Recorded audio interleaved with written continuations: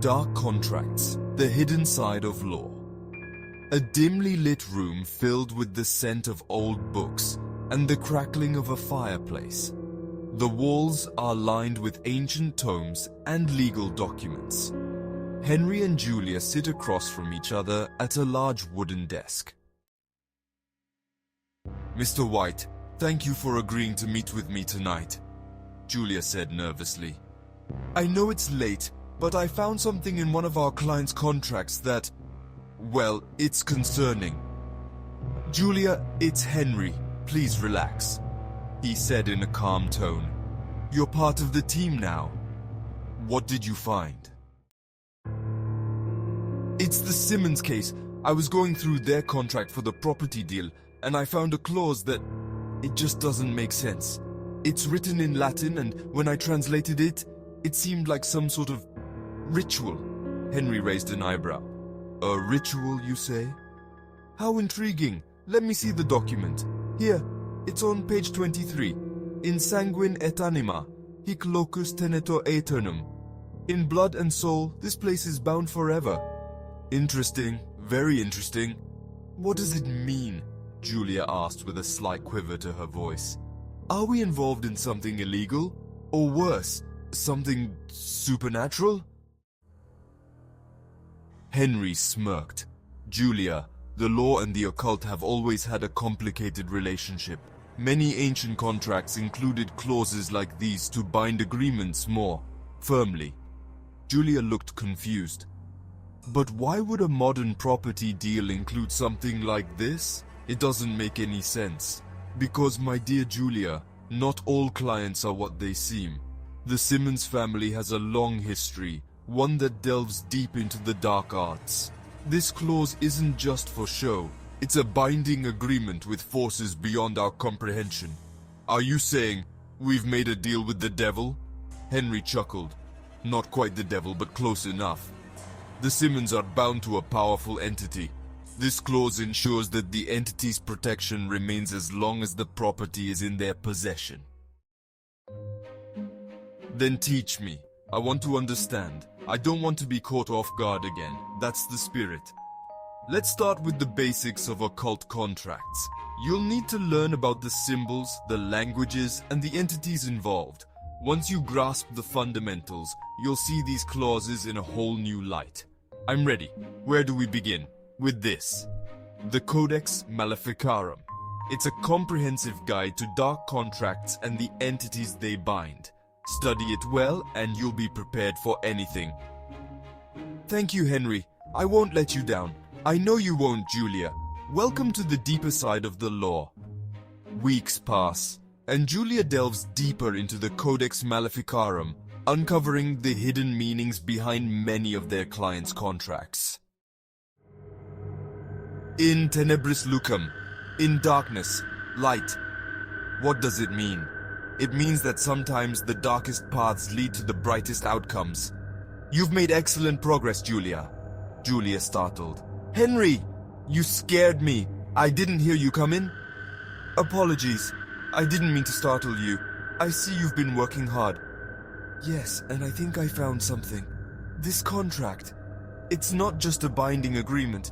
It's a summoning ritual." Henry couldn't help but raise an eyebrow. "A summoning, you say? For what entity?" "It doesn't say directly, but the symbol suggests something powerful, something ancient. This is concerning. Summoning rituals are dangerous, even for experienced practitioners. We need to tread carefully. What do we do? Can we nullify it?" Henry shook his head. Nullifying isn't an option without dire consequences. However, we can alter the terms. Redirect the summoning, if you will. Julia stared at him in confusion. Redirect it? To where? Henry's expression turned dark. To someone who deserves it. Someone who understands the risks. Perhaps even our client. "You mean use the ritual against the Simmons?" asked Julia in shock. "Precisely. They want power, but they must learn the price of playing with forces beyond their control." Julia hesitated. "Is that ethical? Or even legal?" Henry's serious expression turned to a smirk. "In this world, Julia, The lines between right and wrong, legal and illegal, are often blurred. We must do what we can to protect ourselves and maintain balance. All right, Julia said with a sigh. Show me how to alter the contract. First, we change the symbols. Here, replace this sigil with the one for redirection. Next, we modify the language. In tenebris lucem becomes in tenebris lucem ducitur. In darkness, light is led. Done. What now? Now, we wait for the right moment. When the ritual begins, the altered contract will redirect the summoning to the Simmons themselves. And if it goes wrong? Julia asked with nervousness back in her voice. Then we must be prepared to face whatever comes through. But with your newfound knowledge, I have faith will prevail. The night of the summoning arrives. Julia and Henry stand in the shadows, watching as the Simmons begin the ritual in their mansion. Are you sure this will work? Julia spoke in a low whisper as the summoning occurred in the Simmons occult room. Trust in the contract. It will work, Henry whispered back. In sanguine et anima, hic locus tenetur aeternum. In tenebris lucem ducitur, chanted Mr. Simmons, surrounded by candles and his occult paraphernalia. Who dares summon me? Growled the entity that had been summoned by the ritual. That would be them, not us, said Henry calmly. What have you done? This wasn't part of the deal. Mr. Simmons practically screamed in a shrill tone as he realized the ritual had been changed. Deals with dark forces rarely are. You sought power without understanding the cost. Now, you must face the consequences, Henry stated coldly. You called, and I have come. Your souls are mine, growled the entity as it stretched out its hand, and dark power sprang forth. The entity engulfs the Simmons in darkness, their screams echoing through the night. When the darkness dissipates, only silence remains. Julia stared in horror for a while before turning to Henry and asking, Is it over? Henry nodded. For now. But remember, Julia, there are always more contracts, more rituals. This is just the beginning. Then we'll be ready, together, Julia stated with determination. Yes, together, Henry smiled. Welcome to the true practice of law, Julia. As they walk away from the mansion, a chilling wind blows, carrying the whispers of ancient secrets and the promise of more dark dealings to come. Months later, in a quiet moment, Julia finds herself back in the office, reviewing another contract. She notices a familiar symbol in the margins. In tenebris lucem ducitur, Julia whispered to herself over and over. Why does this keep appearing? Because, Julia, it's not just a phrase, it's a key, Henry said from his seat by the fire. A key to what? Asked Julia. To the final secret.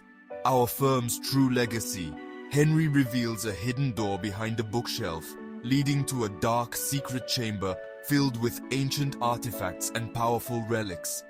This is where our power comes from, the true source of our success. Now you understand why we must tread carefully with every contract.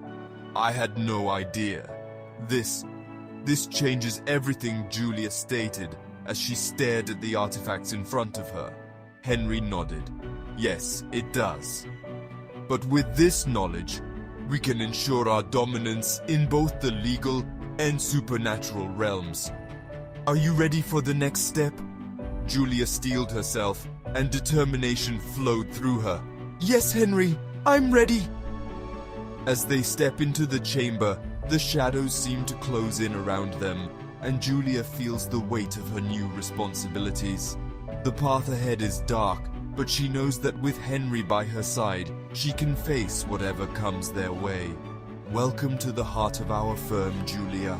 Welcome to eternity, whispered Henry, and with that, the door closes, sealing their fate as the guardians of both law and the occult, forever bound by the secrets they now share. Like and subscribe for more creepy stories.